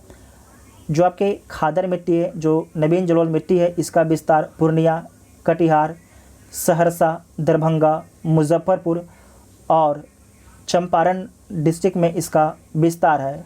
साथ ही आपको याद रखना है कि आपसे एक प्रश्न और पूछा जाता है कि जो बाल सुंदरी मिट्टी है बिहार के किस क्षेत्र में पाया जाता है? तो जो बाल सुंदरी मिट्टी है बिहार के उत्तरी क्षेत्र में पाया जाता है। जो नोट कीजिएगा, जो बाल सुंदरी मिट्टी है बिहार के उत्तरी क्षेत्र में पाया जाता है। बाल सुंदरी, क्योंकि उत्तर के लोग क्या होते हैं ठंडे के कारण सुंदर होते हैं, तो आपको याद रखिएगा बाल सुंदरी मिट्टी जो है बिहार के उत्तर में पाया जाता है। जबकि जो बलथर मिट्टी होता है बिहार के दक्षिण में पाया जाता है, इसे याद रखिएगा। उसके बाद नेक्स्ट है बांगर मिट्टी। जो बांगर मिट्टी है, आप देखिए ये जो बांगर मिट्टी है इसे क्या बोला जाता है? एक सेकंड रुक जाइए, ये आपके बांगर मिट्टी है। बांगर मिट्टी को क्या बोला जाता है? तो इसे पुरानी जलोढ़ मृदा बोला जाता है, जबकि जो खादर मिट्टी था इसे नवीन जलोढ़ मृदा बोला जाता था। और आपको याद रखना है कि जो बांगर मिट्टी है ये भी उपजाऊ मिट्टी है। यहाँ पर धान, गेहूँ, मक्का, चना, अरहर इत्यादि की खेती की जाती है। चंपारण, मुजफ्फरपुर, दरभंगा इन डिस्ट्रिक्ट में जो है बांगर मिट्टी का विस्तार है। और आपको एक बात को ध्यान रखना है कि जहाँ भी बांगर मिट्टी पाया जाता है इसका मतलब क्या है कि वो क्षेत्र जो है बाढ़ से कम प्रभावित है, वो क्षेत्र जो है बाढ़ से कम प्रभावित है, इतना आपको ध्यान में रखना है। उसके बाद है टाल मिट्टी। टाल मिट्टी जो टाल मिट्टी होता है, ये जो गंगा है, गंगा के साउथ में, गंगा के आपके साउथ में जो है टाल मिट्टी पाया जाता है। जो टाल मिट्टी है सबसे उपजाऊ मिट्टी है। क्या है? सबसे उपजाऊ मिट्टी है। टाल मिट्टी किसे बोला जाता है या टाल किसे बोला जाता है? तो वर्षा के दिनों में जो पानी में भाग जलमग्न हो जाता है उसे टाल बोला जाता है। जब पानी सूख जाता है तो वहाँ पर बहुत बड़ी भारी मात्रा में जो है दलहन की खेती की जाती है टाल मिट्टी में। जो टाल मिट्टी है 8 से 10 किलोमीटर गंगा के दक्षिण में है। 8 से 10 किलोमीटर आपके गंगा के दक्षिण में है। रबी फसल यहाँ पर लिखा गया है, दलहन के लिए उपयुक्त होता है टाल मिट्टी। साथ ही आपको ध्यान रखना है कि जो टाल मिट्टी है वो अक्सर से भागलपुर तक इसका विस्तार है। आपको याद रखना है कि पश्चिम में इसकी चौड़ाई अधिक है। जो पश्चिम बिहार है इसकी जो टाल मिट्टी है इसकी चौड़ाई अधिक है, जबकि जो पूरब है भागलपुर, कटिहार, खगड़िया में जो है जो टाल मृदा है इसकी चौड़ाई कम है। साथ ही आपको याद रखना है कि यहाँ पर कौन सा मृदा पाया जाता है, तो दोमट व चीका मृदा पाया जाता है टाल मिट्टी में। टाल मिट्टी को जो है दोमट या चीका मृदा भी बोला जाता है। ठीक है। उसके बाद नेक्स्ट है लाल पीली मिट्टी। लाल पीली मिट्टी जो है लोहा एवं ऑक्साइड की यहाँ पर अधिकता पाई जाती है। जो लाल मिट्टी है आपको याद होगा, जो लाल मिट्टी है इस इलाके में जो है लोहा, लाल मिट्टी में जो है लोहा और ऑक्साइड की अधिकता पाई जाती है। साथ ही आपको याद रखना है कि ये कम उपजाऊ मिट्टी होती है। जो ये मिट्टी क्या होती है? कम उपजाऊ मिट्टी होती है। यहाँ पर जो है मोटे अनाज का खेती किया जाता है। आपको याद होगा कि इस इलाके में जो है धारबार चट्टाने का विस्तार था। आपको याद है ना, धारबार चट्टाने का विस्तार था। इधर आपके विंध्यन चट्टान का विस्तार था। तो जो आपके धारबार चट्टान का इलाका है वहाँ पर जो है लाल पीली मिट्टी पाई जाती है। जो लाल पीली मिट्टी है वहाँ पर लोहा एवं ऑक्साइड की अधिकता होती है, उसके कारण कम उपजाऊ होता है। यहाँ पर मोटे अनाज का उत्पादन किया जाता है और यहाँ पर जो है बलथर मिट्टी का विस्तार है। बलथर मिट्टी का विस्तार है, जबकि जो बलसुंदरी मिट्टी है उत्तरी बिहार में बलसुंदरी मिट्टी का विस्तार है। उसके बाद नेक्स्ट पॉइंट है करेल कैबाल मिट्टी। करेल कैबाल मिट्टी यहाँ पर देखिए, ये जो करेल कैबाल मिट्टी है ये पुरानी जलोढ़ मृदा है। जो करेल कैबाल मिट्टी क्या है? पुरानी जलोढ़ मृदा है। ये आपके उपजाऊ मिट्टी है। ये आपके उपजाऊ मिट्टी है। इसमें रबी खरीफ फसलों का उत्पादन किया जाता है और इसका जो विस्तार है रोहतास, पटना, नालंदा, भागलपुर तक जो है आपके रोहतास, औरंगाबाद, भोजपुर, जहानाबाद, पटना, शेखपुरा, भागलपुर डिस्ट्रिक्ट तक जो है जो करेल कैबाल डिस्ट्रिक्ट है इसका विस्तार है। इसमें आपको याद रखना है कि जो करेल जो मृदा है कैसा मृदा है? क्षारीय मृदा है। जो करेल मृदा है क्षारीय मृदा है। जो कैबाल मृदा है कैसा है? वो आपके क्षारीय और अम्लीय का संतुलन है कैबाल मृदा में। साथ ही आपको याद रखना है कि जो करेल कैबाल मृदा है इसमें जल ग्रहण क्षमता अधिक होता है। इसमें जल ग्रहण क्षमता अधिक होता है, मतलब खेतों में जो है ये पानी अधिक देर तक रखता है। ठीक है। उसके बाद है लाल बलुई मिट्टी। लाल बलुई मिट्टी विंध्यन समूह की चट्टानें हैं। ये विंध्यन समूह की आपकी चट्टानें, विंध्यन समूह की आपकी ये चट्टानें हैं। एक सेकंड, ये जो आपके विंध्यन समूह की चट्टानें हैं यहाँ पर लाल बलुई मिट्टी पाई जाती है और ये कम उपजाऊ होता है। कैमूर पठारी क्षेत्र आपके जो है जो कैमूर पठारी क्षेत्र है उसी इलाके में लाल बलुई मिट्टी पाई जाती है और जो आपके लाल बलुई मिट्टी है उसमें लोहे की अधिकता होती है। उसमें लोहे की अधिकता होती है और आपको याद रखना है ज्वार, बाजरा तथा मक्का की खेती की जाती है। जो लाल बलुई मिट्टी है इसका विस्तार रोहतास और कैमूर डिस्ट्रिक्ट में है। रोहतास और कैमूर डिस्ट्रिक्ट में जो है लाल बलुई मृदा का विस्तार है, जबकि लाल पीली जो मिट्टी है इसका विस्तार जो है जो धारबार क्रम की चट्टाने का इलाका है उस इलाके में जो है लाल पीली मिट्टी पाई जाती है। इतना आपको समझ में आ गया होगा। ठीक है। उसके बाद नेक्स्ट पॉइंट है बिहार के वन्यजीव अभयारण्य। अब ज़्यादा समझने की चीज़ें नहीं है, अब आपको फटाफट देखते जाना, ठीक है। बिहार के वन्यजीव अभयारण्य, तो पहला है पश्चिम चंपारण। वाल्मीकि नगर राष्ट्रीय उद्यान कहाँ पर स्थित है? तो पश्चिम चंपारण में स्थित है। एकमात्र राष्ट्रीय उद्यान है जो वाल्मीकि नगर है, इसकी स्थापना कब किया जाता है वाल्मीकि नगर राष्ट्रीय उद्यान का? तो 1978 में इसकी स्थापना किया जाता है। 1990 में जो है राष्ट्रीय उद्यान का दर्जा दिया जाता है। और आपको याद रखना है कि इसे टाइगर रिजर्व क्षेत्र घोषित किया गया है वाल्मीकि नगर राष्ट्रीय उद्यान को, ठीक है। कुल कितने बाघ हैं बिहार में? तो बिहार में कुल आपके 31 बाघ हैं। उसके बाद आपको याद रखना है कि उदयपुर वन्यजीव अभयारण्य कहाँ पर है? तो पश्चिम चंपारण में स्थित है उदयपुर वन्यजीव अभयारण्य।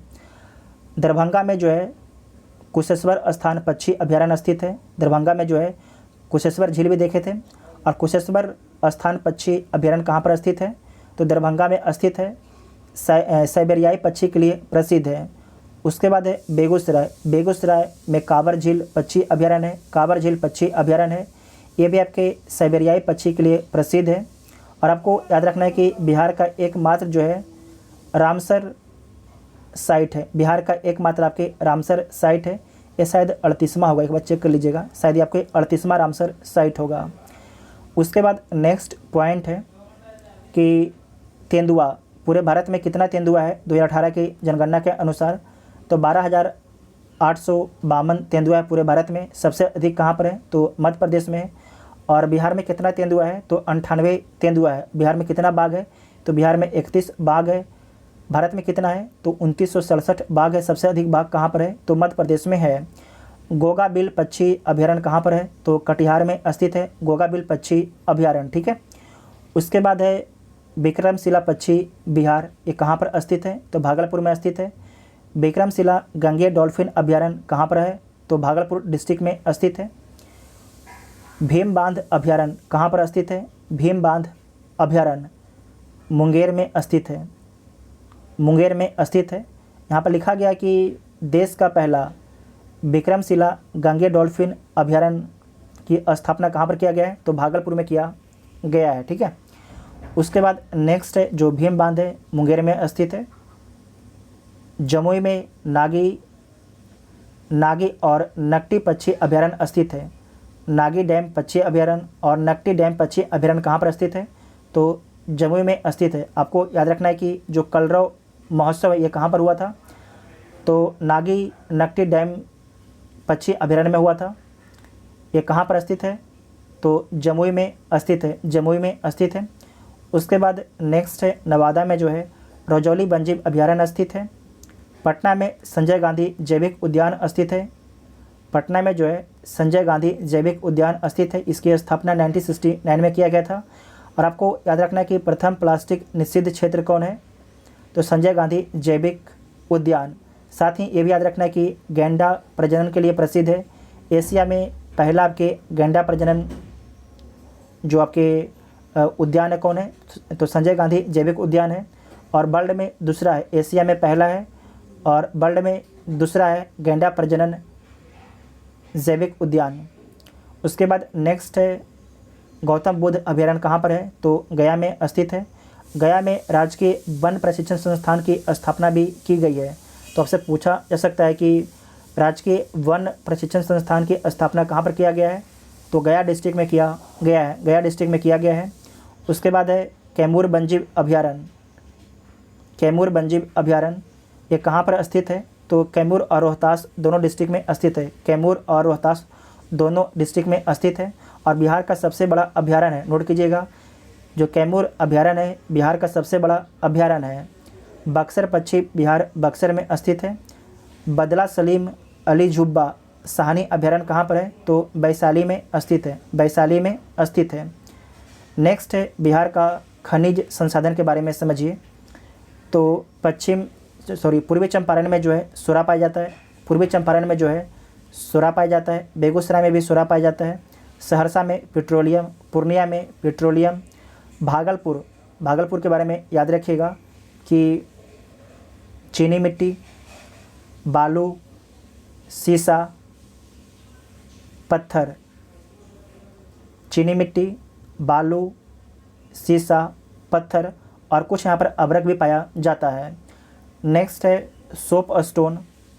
मुंगेर में जो है soap stone, silica, sand, bauxite, quartz, चीनी मिट्टी, ये सारे कहाँ पर पाया जाता है? तो मुंगेर में पाया जाता है। जमुई में क्वार्ट्ज, फेल्सपार, सोना, मैग्नेटाइट, सोप स्टोन, ये कहाँ पर पाया जाता है? तो जमुई डिस्ट्रिक्ट में पाया जाता है। यहाँ पर क्या क्या पाया जाता है? तो सोना, quartz, feldspar, magnetite, soapstone, ये कहाँ पर पाया जाता है? तो मुंगेर डिस्ट्रिक्ट में पाया जाता है। अभ्रक नवादा में पाया जाता है। गया में भी आपके अभ्रक पाया जाता है, इसके बारे में इस बार बीपीएससी पूछा था। और गया में याद रखिएगा यूरेनियम और लिथियम भी पाया जाता है। जो गया है यहाँ पर यूरेनियम और लिथियम का भी भंडार है। औरंगाबाद में कोयला का भंडार है। जबकि रोहतास में जो है चूना पत्थर, पाइराइट, डोलामाइट और गंधक का भंडार है। ठीक है, चूना पत्थर, पाइराइट, डोलामाइट और जो गंधक का भंडार कहाँ पर है? तो रोहतास में है। जबकि कैमूर में जो है चूना पत्थर पाया जाता है। कैमूर में आपके जो है चूना पत्थर पाया जाता है। ये पॉइंट को ध्यान से नोट कीजिएगा, चूना पत्थर, पाइराइट, डोलामाइट और गंधक, साथ ही अभ्रक, यूरेनियम और उसके बाद लिथियम। अभ्रक नवादा में भी पाया जाता है और कुछ मात्रा में जो अभ्रक है ये आपके भागलपुर में भी पाया जाता है। तो आपको ध्यान रखना है कि जब ऑप्शन देगा तो आपका ऑप्शन बहुत दूर दूर का होता है। ठीक है, अगर आपको कुछ आइडिया होगा कि किस इलाके में अभ्रक पाया जाता है तो आप आंसर को आप सही कर दीजिएगा, अगर आपको बिहार के जो मैप है उस पर अगर हल्का भी पकड़ है। नेक्स्ट है बिहार का जलवायु क्षेत्र के बारे में समझिए। तो बिहार का जलवायु कैसा है? तो उपोष्ण कटिबंधीय है। बिहार को जलवायु को जो है 3 भागों में बांटा गया है, zone 1, zone 2, zone 3A, zone 3B। तो इससे बीपीएससी एक प्रश्न पूछा था इस बार 67वें बीपीएससी में, तो आप लोग ध्यान से समझिएगा। ठीक है, तो जोन 1 में जो जोन 1 है इसकी जलवायु कैसी है? तो CWA है। उत्तर पश्चिम जलोढ़ का मैदान है। उत्तर पश्चिम जलोढ़ का मैदान है। इसमें टोटल कितना डिस्ट्रिक्ट आता है? तो 13 डिस्ट्रिक्ट आता है। यहाँ पर कौन सा फसल होता है? तो चावल, गेहूँ, मक्का, आलू, आम, लीची का खेती किया जाता है। जोन 2, जोन 2, इसे CWA जलवायु क्षेत्र में बांटा गया है। ये उत्तर पूर्वी जलोढ़ का मैदान है। इसमें टोटल 8 डिस्ट्रिक्ट आता है। यहाँ पर जो है चावल, गेहूँ, आलू, आम, इन सभी की खेती की जाती है। उसके बाद है जोन 3A। जोन 3A इसकी जलवायु कैसी है? तो CSA इसकी जलवायु है। ये दक्षिण पूर्व जलोढ़ का मैदान है। दक्षिण पूर्व जलोढ़ का मैदान है और इसमें टोटल आपके कितने डिस्ट्रिक्ट आते हैं? तो 6 डिस्ट्रिक्ट आपके आते हैं। उसके बाद है जोन 3B, इसकी जलवायु CSA है। जबकि जो जोन 1 और 2 है इसकी जलवायु कैसा था? तो CWA था। जबकि जोन 3A और जो B है इसकी जलवायु CSA है। ये आपके दक्षिण पश्चिम जलोढ़ का मैदान है। इसमें टोटल आपके 11 डिस्ट्रिक्ट आते हैं। जो आपके दक्षिण पश्चिम का जो जलोढ़ का मैदान है इसमें टोटल आपके 11 डिस्ट्रिक्ट शामिल हैं। इसमें चावल, गेहूं, आलू, आम और अमरकंद आपके शामिल है। मतलब कि गेहूं, आलू, आम, अमरकंद इन सभी का खेती की जाती है दक्षिण पश्चिम जलोढ़ के मैदान में। आपको इसमें याद क्या रखना है? तो इसमें देखिए आपको याद रखना है कि उत्तर पश्चिम जो जलोढ़ का मैदान है उसमें कितने डिस्ट्रिक्ट है? 13 डिस्ट्रिक्ट है। उत्तर पूर्वी जलोढ़ के मैदान में 8 डिस्ट्रिक्ट। उसके बाद है दक्षिण पूर्व जलोढ़ मैदान में कितना डिस्ट्रिक्ट? तो 6 डिस्ट्रिक्ट। उसके बाद दक्षिण पश्चिम में 11 डिस्ट्रिक्ट आपके हैं। ये क्वेश्चन आपके बीपीएससी के द्वारा पूछा गया था कि सबसे अधिक जो है किस जलवायु क्षेत्र में किस जलवायु क्षेत्र में आपके सबसे अधिक डिस्ट्रिक्ट है, न किस जलवायु क्षेत्र में जो है सर्वाधिक डिस्ट्रिक्ट है? तो कौन था? उत्तर पश्चिम जलोढ़ के मैदान में जो है सर्वाधिक डिस्ट्रिक्ट थे। कितने डिस्ट्रिक्ट? 13 डिस्ट्रिक्ट। ठीक है, उसके बाद आपको याद रखना है कि जो बिहार की जलवायु है कोपेन के अनुसार कैसी है? तो CWG है, मध्य तापी, गंगा, तुर्की, CWG है। सेकेंड वर्ग कैसा है? तो CWA और CSA से प्रदर्शित किया गया है। तो आपको देख चुके हैं कि जो बिहार के उत्तर का इलाका है CWA से उसे प्रदर्शित किया गया है, जबकि जो बिहार के दक्षिण का इलाका है उसे CSA से प्रदर्शित किया गया है। ठीक है, उसके बाद है बिहार के वन के बारे में। देखिए, बिहार के वन के बारे में आपको याद रखना है कि बिहार में कितना आपके वन है, तो 7380.79 किलोमीटर स्क्वायर इलाके पर जो है वन का विस्तार है। टोटल कितना परसेंट हो जाएगा, तो 7.84% हो जाएगा बिहार में। टोटल बिहार में कितना परसेंट वन हो जाएगा, तो 7.84% इलाके पर जो है वन है। वृक्ष बिहार के कितने परसेंट इलाके पर है, तो वृक्ष जो है 2.48 इलाके पर जो है वन है। बिहार के कितने परसेंट इलाके पर आपके वन है, तो 2.48% इलाके पर जो है वन है। ठीक है, उसके बाद नेक्स्ट पॉइंट आपका है, इस साइड से आइए,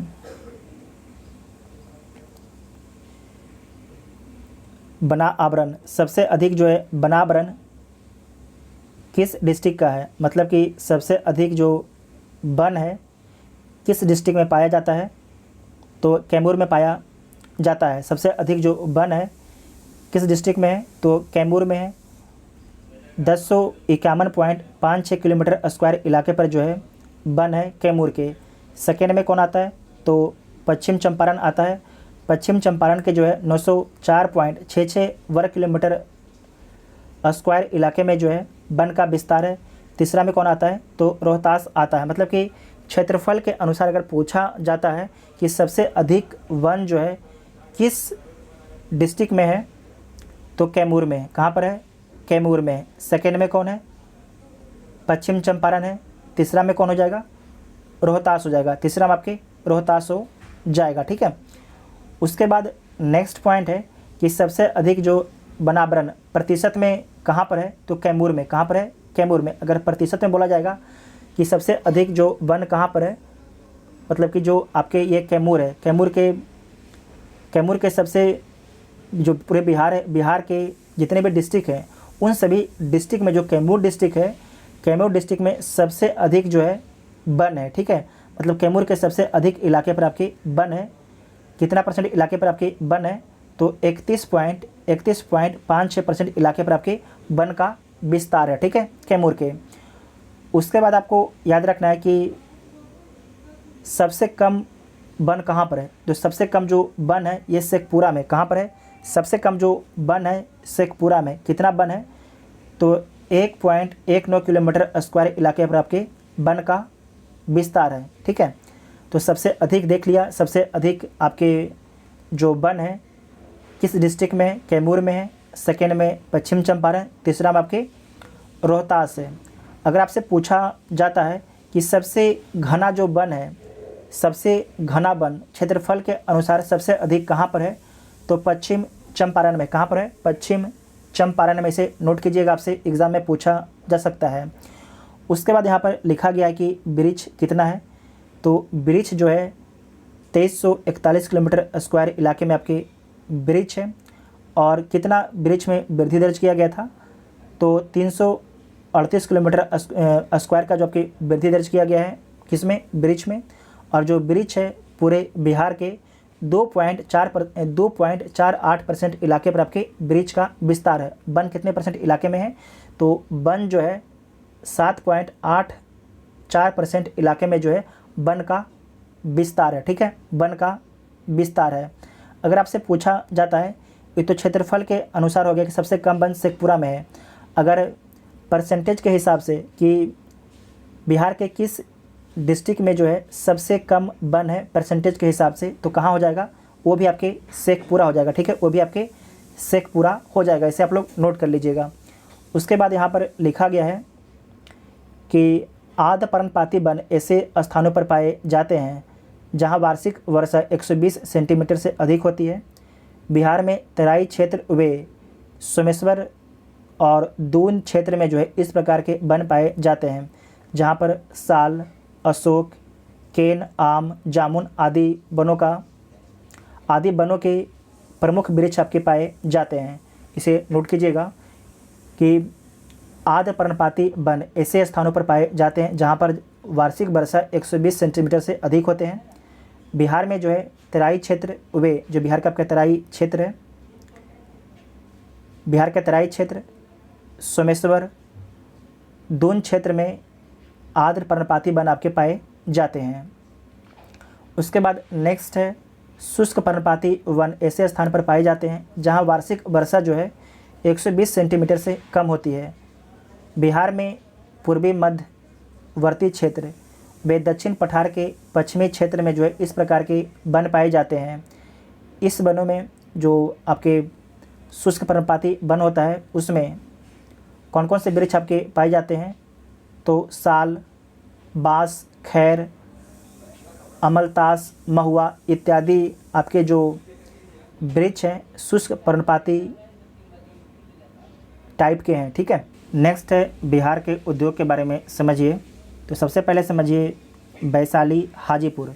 वैशाली डिस्ट्रिक्ट में हाजीपुर शहर है जहाँ पर प्लाईवुड कारखाना स्थित है। उसके बाद है समस्तीपुर और दरभंगा में कागज़ उद्योग है। बरौनी में थर्मल पावर स्टेशन है और साथ ही आपको याद रखना है कि उर्वरक उद्योग भी है। जो थर्मल पावर स्टेशन और उर्वरक उद्योग है ये किसका है, तो केंद्र सरकार का है, केंद्र सरकार का है। उसके बाद है कटिहार में जो है जूट उद्योग और दिया सलाई उद्योग है। मुंगेर में बंदूक कारखाना और सिगरेट कारखाना है, बंदूक कारखाना और सिगरेट कारखाना है। भागलपुर में रेशम उद्योग है, वीवीआई प्रश्न है। लखीसराय में सेंदूर उद्योग है। भारत बैगन एवं इंजीनियरिंग कंपनी लिमिटेड ये कहाँ पर है, तो पटना में स्थित है। चमड़ा उद्योग कहाँ पर है, तो पटना में स्थित है। पटाखा उद्योग ये कहाँ पर स्थित है, पटना में स्थित है। बिहार स्टेट स्कूटर्स लिमिटेड कहाँ पर स्थित है, फतुहा में स्थित है। नोट कीजिएगा, ये पूछा गया है बीपीएससी के द्वारा। फतुहा पटना में स्थित है। और जो डेयरी उद्योग है ये भी आपके पटना में स्थित है। उसके बाद है गया, गया में आपके सूती वस्त्र है, जबकि जो भागलपुर था यहाँ पर रेशम उद्योग था और गया में क्या है, सूती वस्त्र उद्योग है। औरंगाबाद में खनन उद्योग है। रोहतास में सीमेंट उद्योग है, रोहतास में आपके सीमेंट उद्योग है। और जो सीमेंट उद्योग के लिए डालमिया नगर प्रसिद्ध है, सीमेंट उद्योग के लिए जो है डालमिया नगर प्रसिद्ध है। नेक्स्ट है बिहार की कृषि के बारे में समझिए। तो गेहूँ, जो सबसे अधिक गेहूं का उत्पादन कहाँ पर होता है, तो रोहतास में होता है। प्रति हेक्टेयर सबसे अधिक गेहूं का उत्पादन बेगूसराय में होता है। सब्जी के उत्पादन में बिहार को तीसरा स्थान दिया गया है। फल के उत्पादन में बिहार को छठा स्थान दिया गया है। सबसे अधिक चावल कहाँ पर होता है, तो रोहतास में होता है। प्रति हेक्टेयर सबसे अधिक चावल कहाँ पर होता है, तो पश्चिम चंपारण में होता है। कहाँ पर होता है, पश्चिम चंपारण में होता है। मक्का का सर्वाधिक उत्पादन कहाँ पर होता है, कटिहार में होता है। अब प्रति हेक्टेयर सर्वाधिक उत्पादन कहाँ पर होता है, तो अररिया में सर्वाधिक उत्पादन होता है। दाल का सर्वाधिक उत्पादन कहाँ पर होता है, तो पटना में होता है सर्वाधिक उत्पादन। अब प्रति हेक्टेयर दाल का सर्वाधिक उत्पादन कहाँ पर होता है, तो जहानाबाद में होता है, जहानाबाद में होता है। उसके बाद है बिहार में पर्यटन स्थल के बारे में देखिए। बिहार में पर्यटन नीति 2015 के तहत जो है पर्यटन को उद्योग का दर्जा दिया गया था। आपको नोट कर लेना है, आपसे पूछा जाएगा कि बिहार को जो है पर्यटन का दर्जा कब दिया गया, 2015 में दिया गया है। पश्चिम चंपारण में जो है वाल्मीकि नगर बैराज है। वाल्मीकि राष्ट्रीय उद्यान है। भितरवा आश्रम कहाँ पर है, पश्चिम चंपारण में स्थित है। पूर्वी चंपारण में लौरिया अरेराज है। केसरिया स्तूप पूर्वी चंपारण में स्थित है। वैशाली में विश्व शांति स्तूप है। अशोक स्तंभ है। सोनपुर मेला लगता है वैशाली डिस्ट्रिक्ट में, कहाँ पर लगता है, हाजीपुर में। उसके बाद पूर्णिया में जो है, पूर्णिया में जलालगढ़ किला है, पूर्णिया में जलालगढ़ किला है। सहरसा में कंदहा सूर्य मंदिर है, सहरसा में जो है कंदहा सूर्य मंदिर है। भागलपुर में जो है महमूद शाह का मकबरा है, महमूद शाह का मकबरा है। मुंगेर में मुंगेर किला है। पटना के बारे में देखिए, पटना में क्या क्या घूमने का जगह है, तो गोलघर है, बुद्धा स्मृति पार्क है, शहीद स्मारक है, पत्थर की मस्जिद है, शेरशाह सूरी मस्जिद है, खुदाबख्श पुस्तकालय है, सदाकत आश्रम है, अगम कुआं है, जो सदाकत आश्रम अगम कुआं में शायद स्थित है, और गांधी सेतु है, तारामंडल है, कुम्हरार पार्क है जहाँ पर मौर्यकालीन अवशेष है, पटना साहिब है। नालंदा में नालंदा विश्वविद्यालय है, विश्व शांति स्तूप है और राजगीर है। उसके बाद गया में क्या क्या घूमने का स्थान है, तो महाबोधि मंदिर है, बोधि वृक्ष है जो 5वीं पीढ़ी का है, बुद्ध कुंड है, डोंगेश्वर पहाड़ी है, विष्णुपद मंदिर है। उसके बाद है रामशिला पहाड़ है, प्रेतशिला पहाड़ है, ब्रह्मयोनी पहाड़ है। साथ ही आपको याद रखना कि जो रबर डैम है ये भी कहाँ पर है, गया में है, रबर डैम। उसके बाद औरंगाबाद में दाऊद खां का किला है, औरंगाबाद में जो है दाऊद खां का किला है और सूर्य मंदिर है, सूर्य मंदिर है। उसके बाद है कैमूर में क्या है, तो मुंडेश्वरी देवी का मंदिर है। भोजपुर में जगदीशपुर किला है जो आरा में स्थित है और आरण्य देवी मंदिर है, ये कहाँ पर है, भोजपुर में स्थित है। उसके बाद है जो सारण के बारे में याद रखिएगा, जो सारण है यहाँ ये आपकी पुरातात्विक स्थल है। सारण में चिरांद, सारण में आपके जो चिरांद है ये पुरातात्विक स्थल है। जो गला है पूरी तरीके से अब धीरे धीरे बैठ रहा, क्योंकि बहुत ही ज़्यादा बोलते हैं इसीलिए। विविध में देखिए तो पश्चिम चंपारण में जो है सोमेश्वर की पहाड़ी आप लोग को याद भी है। उसके बाद है मुजफ्फरपुर लीची के लिए प्रसिद्ध है। दरभंगा, इसे बड़ा कर लेते हैं, अब थोड़ा देखने में दिक्कत हो रहा है लगातार रिकॉर्ड करने के कारण। उसके बाद है दरभंगा में आपके दरभंगा महाराज, दरभंगा मेडिकल कॉलेज, ललित नारायण मिथिला विश्वविद्यालय कहाँ पर स्थित है, तो दरभंगा में स्थित है। जो दरभंगा महाराज का महल है आपके दरभंगा में स्थित है। मधुबनी पेंटिंग जो है जो मधुबनी है, मधुबनी पेंटिंग के लिए प्रसिद्ध है। उसके बाद है जो मधेपुरा है, डीजल इंजन का कारखाना कहाँ पर स्थित है, तो मधेपुरा में स्थित है डीजल इंजन का कारखाना। जूट उद्योग कहाँ पर स्थित है, तो कटिहार में स्थित है। उसके बाद है अंग महाजनपद विक्रमशिला विश्वविद्यालय केला उद्योग, ये कहाँ पर स्थित है, भागलपुर में स्थित है। अंग महाजनपद विक्रमशिला विश्वविद्यालय केला उद्योग भागलपुर में स्थित है। मुंगेर में जो है योग विश्वविद्यालय, सीक्रेट बंदूक उद्योग, मीर कासिम का किला आपके मुंगेर में स्थित है। कांवर झील रेलवे पुल, बरौनी तेल शोधक कारखाना बेगूसराय में स्थित है। कृषि विश्वविद्यालय पूसा समस्तीपुर में स्थित है। ककोला जलप्रपात नवादा में स्थित है। बख्तियार खिलजी जिसने नालंदा विश्वविद्यालय को जलाया था, उसका मकबरा कहाँ पर है, तो नालंदा में है। बिहार शरीफ पुलिस अकादमी, ये भी आपके नालंदा में स्थित है। शायद बख्तियार खिलजी का मकबरा कहाँ पर, आप लोग चेक कर लीजिएगा। जो बख्तियार खिलजी है ये किस लिए प्रसिद्ध है, तो आपको याद रखना है कि इसने नालंदा विश्वविद्यालय और जो उदंतपुरी विश्वविद्यालय है उसमें आग लगा दिया था बख्तियार खिलजी ने। उसके बाद है औरंगाबाद जो है सूर्य मंदिर और जो सीमेंट उद्योग है औरंगाबाद में स्थित है। सूर्य मंदिर और जो सीमेंट उद्योग है औरंगाबाद में स्थित है। डालमिया सीमेंट उद्योग रोहतास में है। बक्सर युद्ध बक्सर में हुआ था।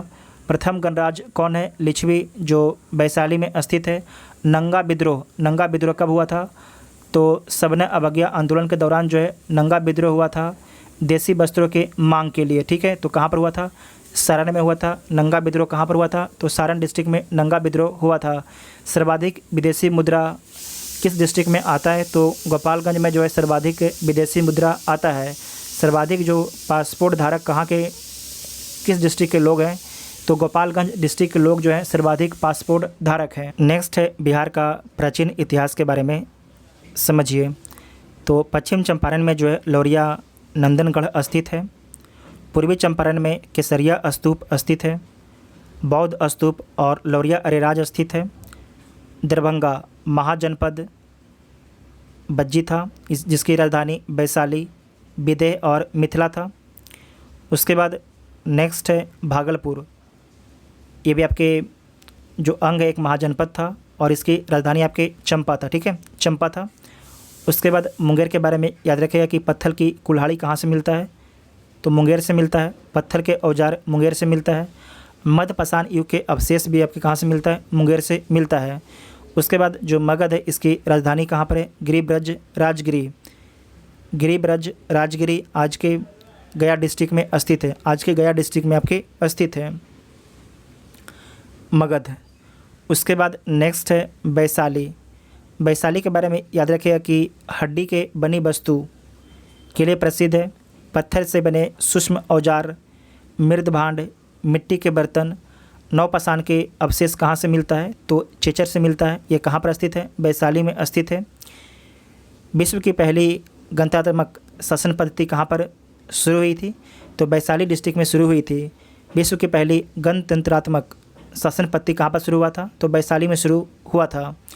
उसके बाद है सारण, ठीक है। तो जो सारण है आपके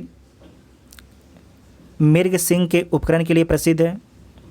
नवपाषाण युग के अवशेष यहाँ पर मिलता है। चिरांद, आपको याद रखना है, चिरांद आपके सारण में स्थित है। और जो चेचर है वैशाली में स्थित है। ये दोनों लोकेशन से जो है नवपाषाणकालीन स्थल के अवशेष मिलता है। हड्डी के बने वस्तुएं मिलते हैं। पत्थर के बने सूक्ष्म औजार भी आपके जो है चिरांद और चेचर से मिलते हैं। उसके बाद लास्ट में इसे आप लोग देख लीजिएगा, इसे आप लोग एक बार चेक कर लीजिएगा।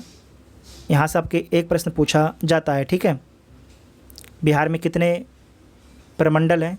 तो बिहार में 9 प्रमंडल हैं। इसके बारे में आप सभी लोग नोट कर लीजिएगा, किस प्रमंडल में कितने डिस्ट्रिक्ट हैं। तो बिहार के एटलस से संबंधित जितने भी आपके पॉइंट थे, सारे पॉइंट को कवर कर लिया गया। एक तरीके से समझिए कि जो बिहार का पूरा ज्योग्राफी था उसे केवल एक वीडियो में कवर कर लिया गया है। आप सभी लोगों ने अगर वीडियो को ध्यान से देखा है तो आपको जो है कोई दूसरा वीडियो देखने की ज़रूरत नहीं पड़ेगा बिहार ज्योग्राफी से, ठीक है। Thank you.